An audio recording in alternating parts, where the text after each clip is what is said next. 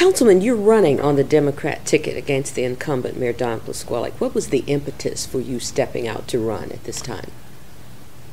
Well, feedback from people. They're ready for a new voice, a new direction. Don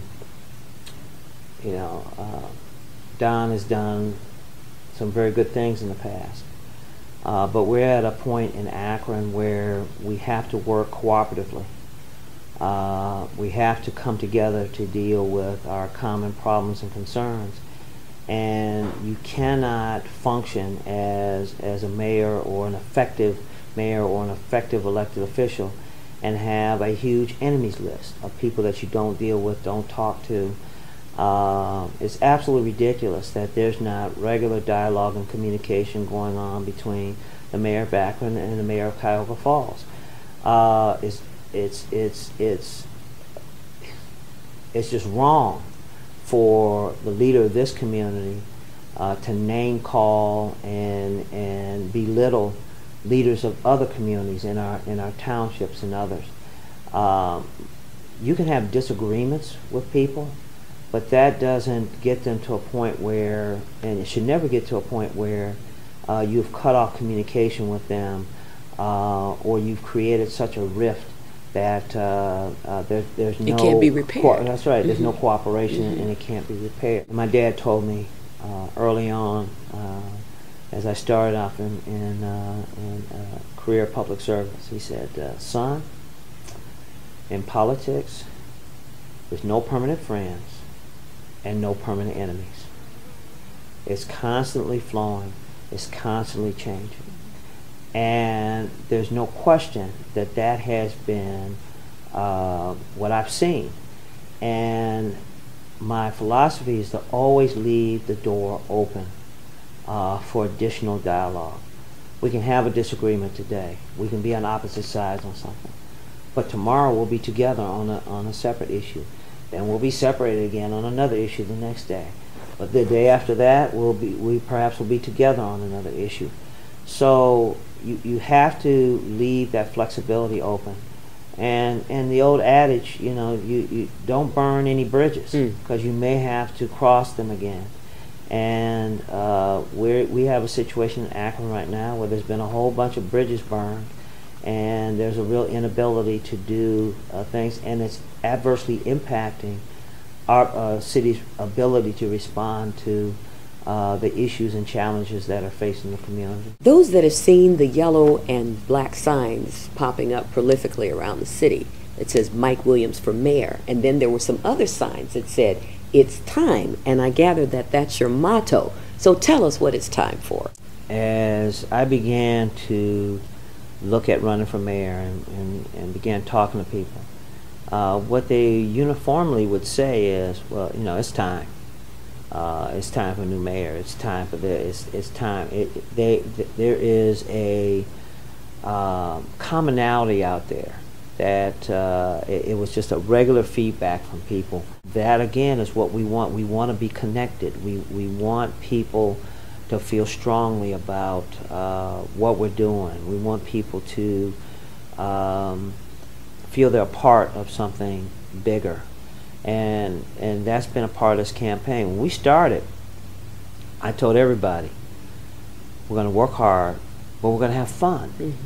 We're going to enjoy what we're doing. We're going to enjoy each other. We're going to celebrate each other and work through the, celebrate the ups, work through the downs. And every campaign has that. It's a roller coaster back and forth.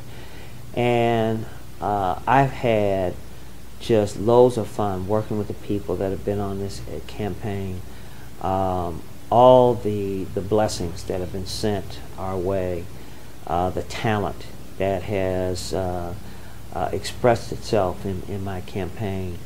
Those have all been gifts, gifts from God, and I'm just tickled about it. There's been days and meetings I've sat around and I'm just have a smile on my face just watching the dynamics and the interaction that's going on, and the commitment that comes along with that. People who are working hard and going out there and putting up signs and making phone calls and doing all that. That's the principal difference between the two campaigns. I have very committed people that are enthusiastic about the campaign. They are cheerleaders for the campaign and what we want to accomplish. They believe in what we are trying to do. When we go into office and with the citizens and God's blessing, I become mayor, we're going to have the same kind of approach. We're going to work hard, but we're going to have some fun, and we're going to be focused in on the residents and what they're doing, and bringing them in and enjoying the interaction and recognizing each other, respecting each other, empowering each other to do what we need to do here. I want to talk a little bit more about that, but before we go any farther, you don't mind being transparent and people seeing your heart. I'm asking you a question. Not at all. It is selecting someone for leadership roles is very personal. It should be, there should be some analysis that's there as to what kind of person that person is, and more than just what they're going to do, having some understanding of what their philosophies are, and tying in to some commonality. So explain to us again, you might have touched on that earlier, how do you intend to empower? What are the tools or the steps that you would take? Because people for so long have felt helpless. They felt that they did not have a voice. And to hear a person say, which grates me, my vote doesn't count. Yeah. Well, the first thing is to create the forums and opportunities for them to participate. It's interesting when somebody wants to get a block club started, and it's the same kind of principle. They'll call me up tonight and say, well, I want to start a block club. I said, okay, that's the process. They'll go out and send out all these flyers.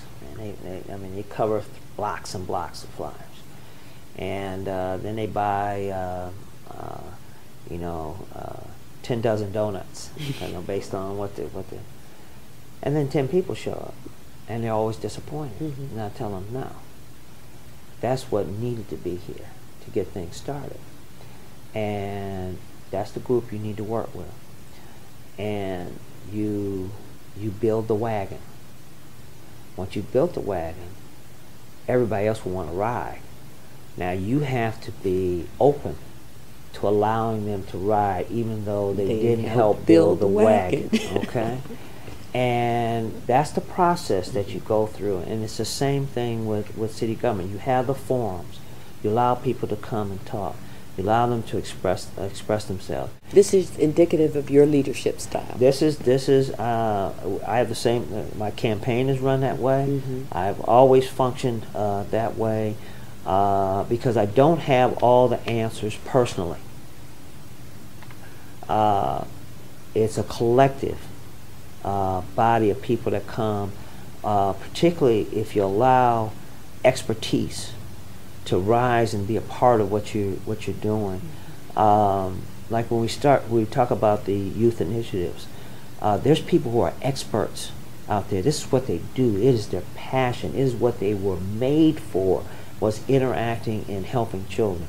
You got to bring that expertise into the fold. I love kids, but I'm not necessarily have every answer for them. And frankly, you have to allow kids to be a part of the solution, because oftentimes we'll form solutions for them. And we're talking for them, speaking for them. They won't buy into it. It's not relevant to them. Right. So they have to be a part of that. So you have to empower children to help with those issues and things that they're facing. You provide the structure. You provide the leadership. You provide the resources. You provide wise counsel. But you have them help fashion that. It's the same thing in the neighborhoods. They should be able to participate and help strategize as to how to deal with the problems and issues there. and empower them to do that so they don't feel helpless or they don't feel alone. And that's really what people are looking for. They're looking for the opportunity to be heard. And that will be a hallmark of a Williams administration. And frankly, that's what's really missing with the current administration, is the ability to listen.